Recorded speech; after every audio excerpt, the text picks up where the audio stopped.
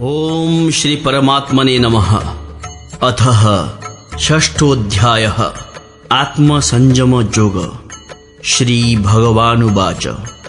श्री भगवान कहिले, जेउ पुरुष कर्म फल को आश्रय न करी कर्तव्य कर्म करती से सन्यासी तथा जोगी अटंती।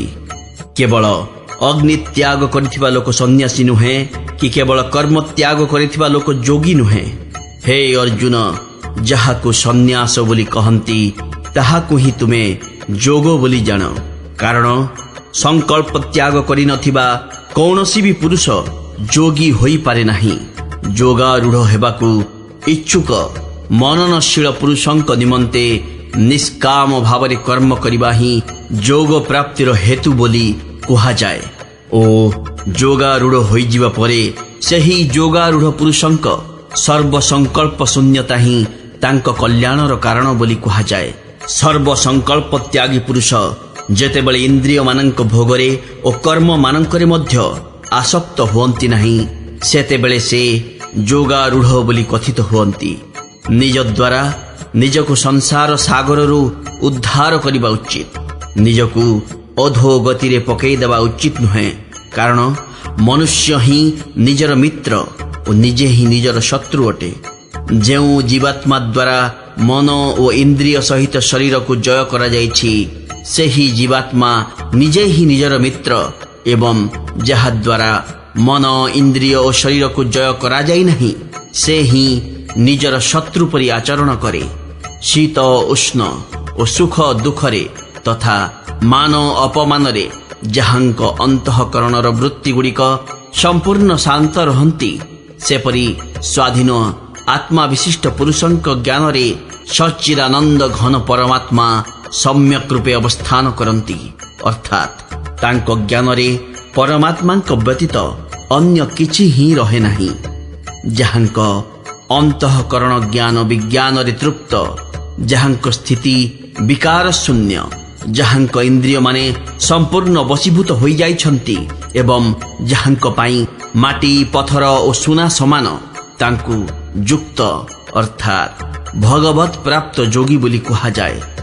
सुहृद मित्र वैरी उदासीन धर्मस्थ द्वेष्य और बंधुगणंक ठारे धर्मात्मा मानंक ठारे और पापी मानंक ठारे मध्य समान भाव रखिथिबा पुरुष अत्यंत श्रेष्ठ अटंती।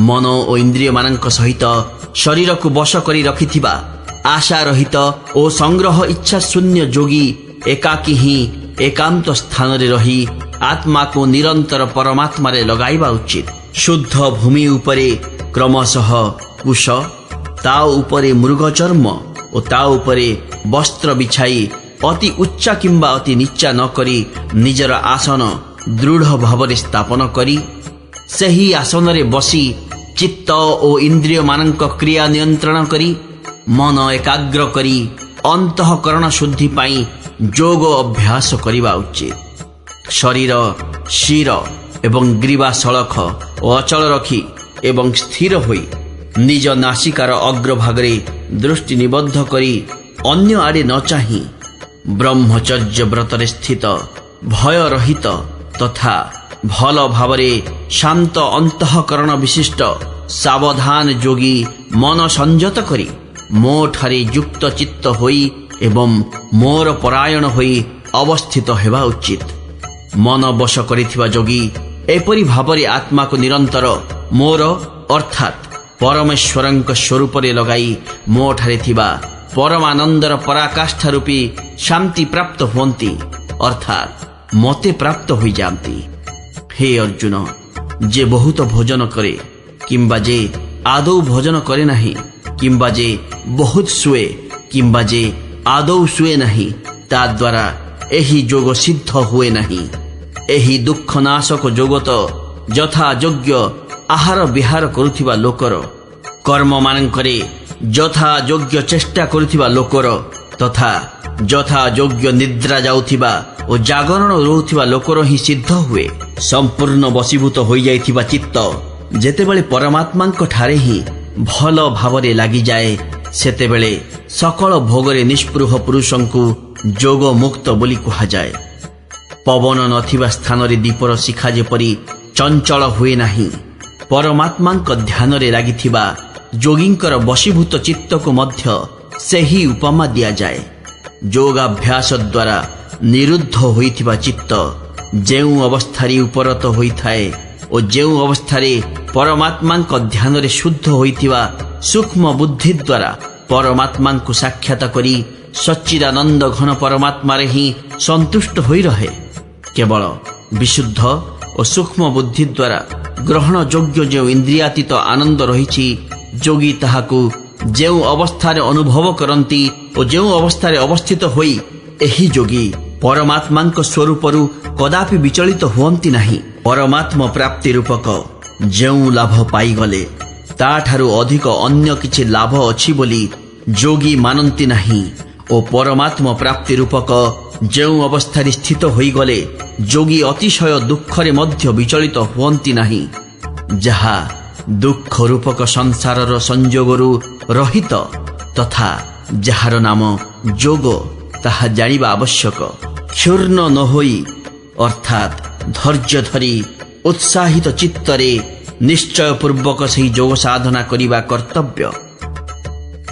ସଂକଳ୍ପରୁ ଉତ୍ପନ୍ନ ହେଉଥିବା ସକଳ କାମନା ନିଶେଷ ରୂପେ ତ୍ୟାଗ କରି ସମସ୍ତ ଇନ୍ଦ୍ରିୟ ସବୁ ଦିଗରୁ ମନ ଦ୍ୱାରା ଭଲ ଭାବେ ନିରୋଧ କରିବା ପୂର୍ବକ କ୍ରମଶଃ ଅଭ୍ୟାସ କରି କରି ଉପରତି ପ୍ରାପ୍ତ ହେବା ଉଚିତ ତଥା ଧୈର୍ଯ୍ୟଶୀଳ ବୁଦ୍ଧି ଦ୍ୱାରା ପରମାତ୍ମାରେ ମନ ଲଗାଇ ପରମାତ୍ମାଙ୍କ ବ୍ୟତୀତ ଅନ୍ୟ କିଛି ବି ଚିନ୍ତନ କରିବା ଉଚିତ ନୁହେଁ।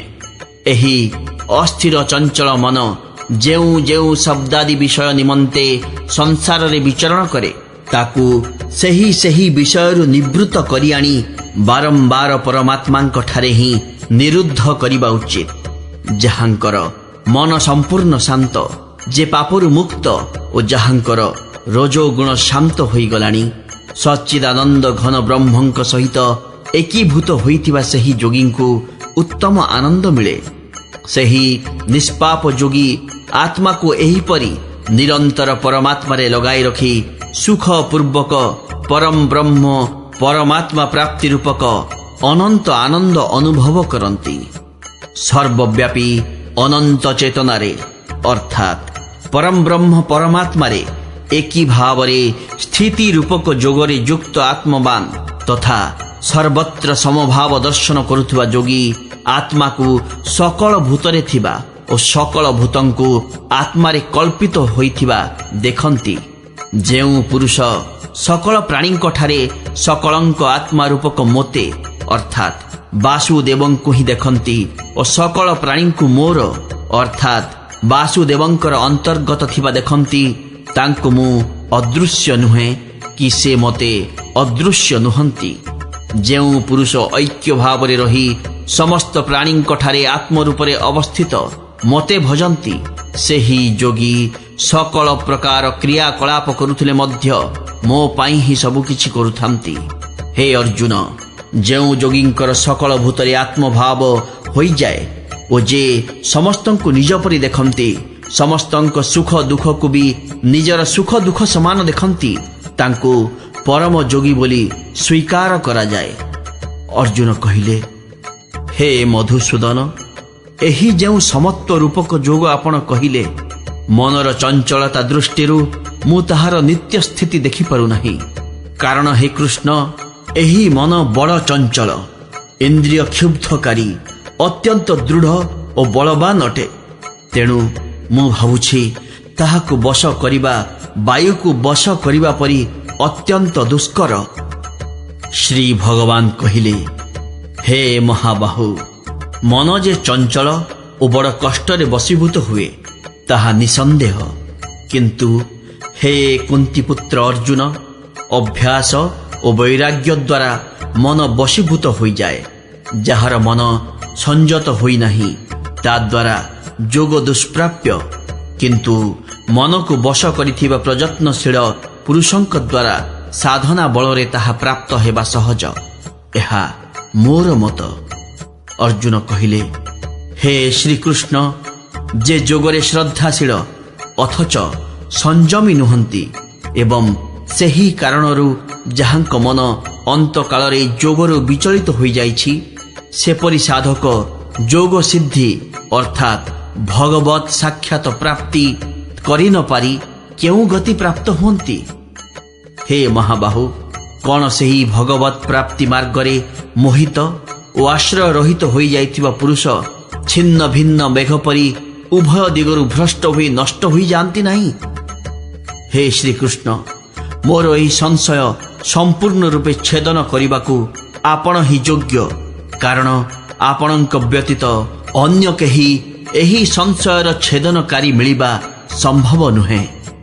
ଶ୍ରୀ ଭଗବାନ କହିଲେ, ହେ ପାର୍ଥ, ସେହି ପୁରୁଷଙ୍କ ଇହ ଲୋକରେ ବିନାଶ ହୁଏ ନାହିଁ କି ପରଲୋକରେ ବିନାଶ ହୁଏ ନାହିଁ, କାରଣ ହେ ପ୍ରିୟ, ଆତ୍ମୋଦ୍ଧାର ପାଇଁ ଅର୍ଥାତ୍ ଭଗବତ ପ୍ରାପ୍ତି ପାଇଁ କର୍ମ କରୁଥିବା କୌଣସି ବି ପୁରୁଷ ଦୁର୍ଗତି ପ୍ରାପ୍ତ ହୁଅନ୍ତି ନାହିଁ। ଯୋଗ ଭ୍ରଷ୍ଟ ପୁରୁଷ ପୁଣ୍ୟବାନ ମାନଙ୍କର ଲୋକ ଅର୍ଥାତ୍ ସ୍ୱର୍ଗାଦି ଉତ୍ତମ ଲୋକ ପ୍ରାପ୍ତ ହୁଅନ୍ତି ଓ ବହୁ ବର୍ଷ ଯାଏ ସେଠାରେ ନିବାସ କରି ଶୁଦ୍ଧ ଆଚରଣ ବିଶିଷ୍ଟ ଶ୍ରୀମନ୍ତ ପୁରୁଷମାନଙ୍କ ଘରେ ଜନ୍ମ ହୁଅନ୍ତି। ଅଥବା ବୈରାଗ୍ୟବାନ ପୁରୁଷ ସେସବୁ ଲୋକକୁ ନ ଯାଇ ଜ୍ଞାନବାନ ଯୋଗୀମାନଙ୍କ କୂଳରେ ହିଁ ଜନ୍ମ ନିଅନ୍ତି। କିନ୍ତୁ ଏପରି ଜନ୍ମ ସଂସାରରେ ନିଃସନ୍ଦେହ ଅତ୍ୟନ୍ତ ଦୁର୍ଲଭ। ସେଠାରେ ସେହି ପୂର୍ବ ଜନ୍ମର ଶରୀରରେ ସଂଗ୍ରହ କରିଥିବା ବୁଦ୍ଧିର ସଂଯୋଗ ଅର୍ଥାତ୍ ସମବୁଦ୍ଧି ରୂପକ ଯୋଗ ସଂସ୍କାର ଗୁଡ଼ିକୁ ସେ ସହଜରେ ପାଇଯାଆନ୍ତି ଏବଂ ହେ କୁରୁନନ୍ଦନ, ତାହାର ପ୍ରଭାବରେ ସେ ପୁଣି ଥରେ ପରମାତ୍ମ ପ୍ରାପ୍ତି ରୂପକ ସିଦ୍ଧି ପାଇଁ ପୂର୍ବ ଅପେକ୍ଷା ଅଧିକ ପ୍ରଯତ୍ନ କରନ୍ତି।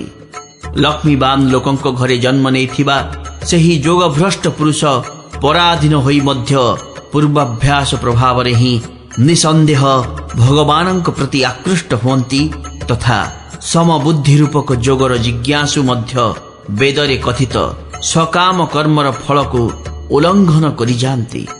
ପରନ୍ତୁ ପ୍ରଯତ୍ନ ପୂର୍ବକ ଅଭ୍ୟାସ କରିଥିବା ଯୋଗୀ ତ ପୂର୍ବର ଅନେକ ଜନ୍ମର ସଂସ୍କାର ବଳରେ ଇହ ଜନ୍ମରେ ସଂସିଦ୍ଧ ହୋଇ ସମସ୍ତ ପାପରୁ ମୁକ୍ତ ହୋଇ ତତ୍କାଳ ହିଁ ପରମ ଗତି ପାଇଯାଆନ୍ତି। ଯୋଗୀ ତପସ୍ୱୀ ମାନଙ୍କ ଠାରୁ ଶ୍ରେଷ୍ଠ, ଶାସ୍ତ୍ରଜ୍ଞାନୀ ମାନଙ୍କ ଠାରୁ ମଧ୍ୟ ଶ୍ରେଷ୍ଠ ବୋଲି ଗଣ୍ୟ ହୁଅନ୍ତି ଏବଂ ସକାମ କର୍ମ କରୁଥିବା ଲୋକଙ୍କ ଠାରୁ ମଧ୍ୟ ଯୋଗୀ ଶ୍ରେଷ୍ଠ।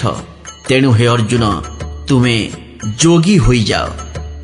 ଯୋଗୀ ମାନଙ୍କ ମଧ୍ୟରେ ବି ଯେଉଁ ଶ୍ରଦ୍ଧାବାନ ଯୋଗୀ ମୋ ଠାରେ ଲାଗି ରହିଥିବା ଅନ୍ତରାତ୍ମା ଦ୍ୱାରା ମୋତେ ନିରନ୍ତର ଭଜୁଥାନ୍ତି, ସେହି ଯୋଗୀ ମୋ ମତରେ ପରମ ଶ୍ରେଷ୍ଠ ଯୋଗୀ ଅଟନ୍ତି। ଓಂ ତତ୍ସଦିତି ଶ୍ରୀମଦ୍ ଭଗବତ ଗୀତା ସୁପନିଷତ୍ସୁ ବ୍ରହ୍ମ ବିଦ୍ୟାୟାଂ ଯୋଗ ଶାସ୍ତ୍ରେ ଶ୍ରୀକୃଷ୍ଣାର୍ଜୁନ ସମ୍ବାଦେ ଆତ୍ମସଂଯମ ଯୋଗ ନାମ ଷଷ୍ଠୋଧ୍ୟାୟଃ। ଓಂ